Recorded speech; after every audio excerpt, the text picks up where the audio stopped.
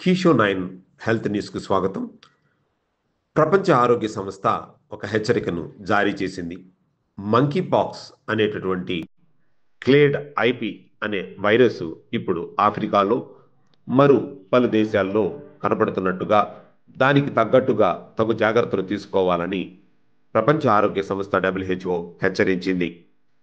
Pan America health organisation వార్షిక సమావేశంలో anti microbial resistance మరియు యాంటీబయాటిక్స్ రెసిస్టెన్స్ వల్ల వచ్చే జబ్బులు భవిష్యత్తులో ప్రమాదకరంగా మారతాయని, దానికి తదనుగుణంగా మన చర్యలు చేపట్టాలని సూచించారు.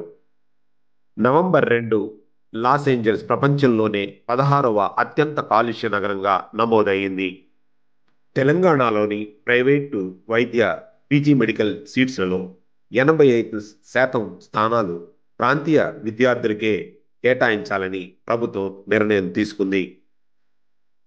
L-గ్లూటాథయోన్ అంటే చాలా మందికి తెలుసు. కాకపోతే ఇది ఒక మాస్టర్ యాంటీ ఆక్సిడెంట్ అని, అది శరీరమే ఉత్పత్తి చేస్తుందని చాలా మందికి తెలియదు.